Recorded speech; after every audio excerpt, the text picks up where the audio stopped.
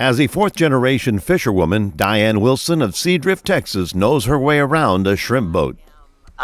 Very good at fixing nets. I'm a Jim Dandy net maker, patcher. I can build a shrimp net. I can work on a shrimp boat. I was the captain of my own boat.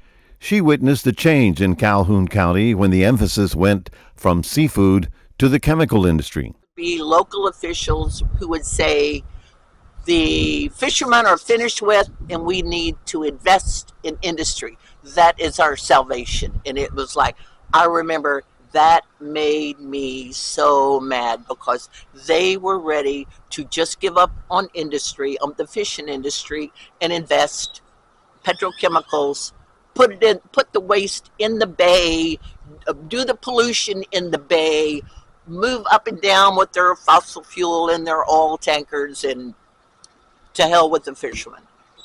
So Wilson went from shrimp boat captain to an activist, bringing attention to the pollution being caused by some in the industry. Today, she's literally world famous. She speaks all over the world on how she and a handful of local fishermen were able to bring a huge corporation to pay attention to the damage they were causing. I was there with my lawyers, and that's what we said. We wanted 50 million. We wanted zero discharge of plastic. We wanted enforcement. We wanted monitoring. We wanted cleanup. And we also formed a trust to put the 50 million into that would divvy up all the money to all of these projects we envisioned. So the judge did the liability phase, we did the settlement.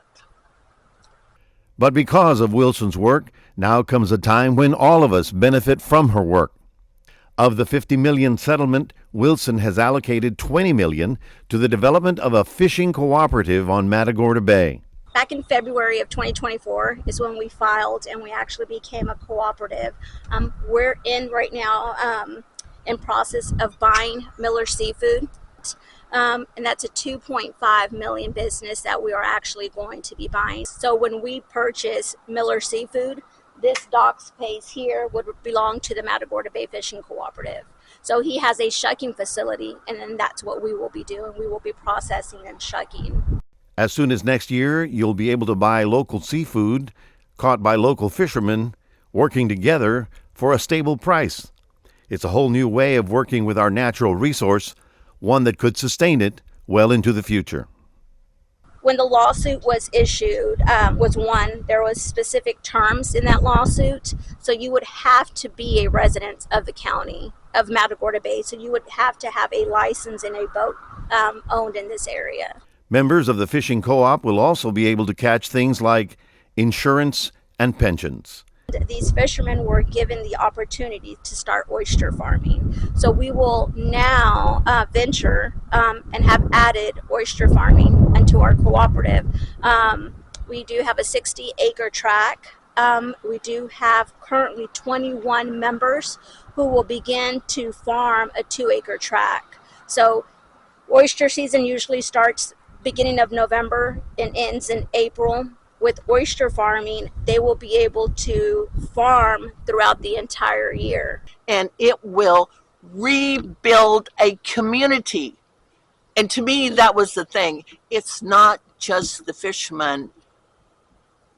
It will revive a community. And that was my objective. It's a whole new day on Matagorda Bay. I'm Clovio Perez, KVU TV 25 News Now.